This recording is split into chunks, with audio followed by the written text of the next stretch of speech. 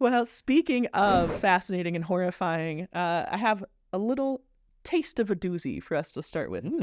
Okay. Just a Yeah, little give us sprinkle of a give doozy. us a little appetizer. Let's ease in. What do you got? Let's go. So, this story comes from Reddit. The user has been deleted, so we Uh-oh. get to name them whatever we want. I'm going to call him Jim. Jim put a post up saying, "Landlord, U.S., Michigan. What do I do?" Always good. Always good. Here's the scoop. My mother decided to rent out the house that is also in my name. The tenants do not want to move out, but I would like to move into the house. For context, they have been living there since August 2020 and are my cousins. Oh boy. They signed a lease the first year, but my mother has not made a new one since then. She is renting below market value and is losing money from the house because they do not want to pay for anything besides rent, which is less than the mortgage. Do I have the right to request the house back? Any help or guidance is appreciated. What's your first take? My first take is do not rent to family, nor friends. No friends, nor family. It never ends well. And this one, I don't think is going to end well. That could be why they deleted it. Yep. But nothing is safe from our prying eyes. Yeah, renting to friends or family just fundamentally changes the nature of that relationship. And it doesn't start you off on a great foot to establish a business Right. relationship, which is really what it needs to be. Yep. We said it in our last episode of this very show, and I'll say it again. What you're doing as a landlord is providing a service.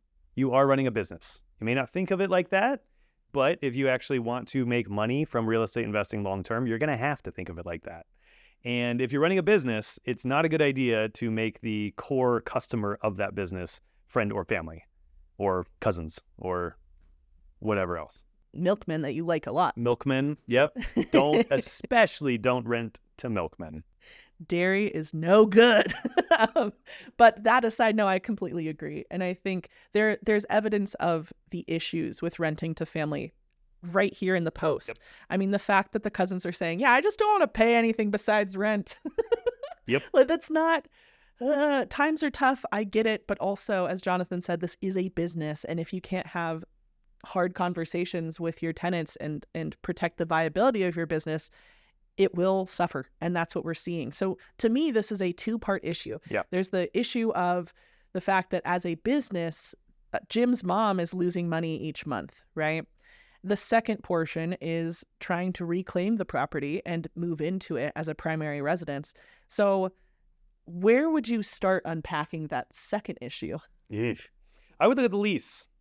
The lease is always a good place to look. So they've been living there since August 2020, and Jim says they signed a lease the first year, but my mother has not made a new one since.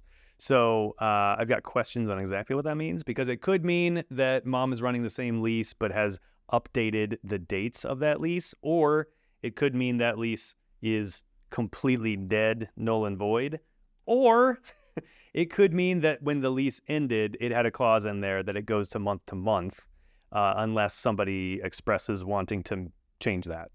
So if it's gone month to month, I guess that's probably a safe assumption. That's how most leases work after the 12-month cycle is up. If it's gone month to month, then this seems like a fairly straightforward thing to deal with, because Jim would just have to give them 30 days notice and tell them their intention of having them vacate the property. Yes. Well said. Thank you. Yeah, I know. Really, though, I think paying attention to that day count, we know that Jim is in Michigan. Before this episode, not to spoil how the sausage is made, but we did look up what the notice requirement is to non-renew a lease. In Michigan, for a month to month, it's 30 days. Check your local laws. Your mileage may vary. Go to turbotenant.com/state to start your research. But you have every right to say, okay, I am going to reclaim this property. Here's the proper notice. If you can give them more, do it. But at least give them the minimum. And then, Jim, welcome home. Move on in. Yeah, and I also want to note that, she's renting below market value. Not uncommon when it sounds like they haven't adjusted the rate for over 4 years now. And they don't, but then it also says they don't want to pay anything besides rent, which is less than the mortgage. I mean, that's also a lease issue, right? You want to put in there making sure you are at least making enough money to cover the mortgage, and then hopefully some on top of that, because that's how you become cash flow positive. So it seems like mom just wasn't really running this as a business at all, and maybe was just giving the cousins a nice place to live.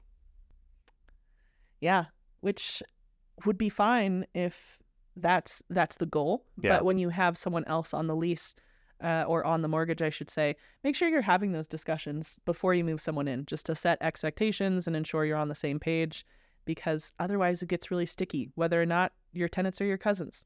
Yep. It gets sticky, and then you've got to delete your Reddit post. Mm-hmm. Sorry, Jim. We brought it back to life. We still found it. We still found you, Jim.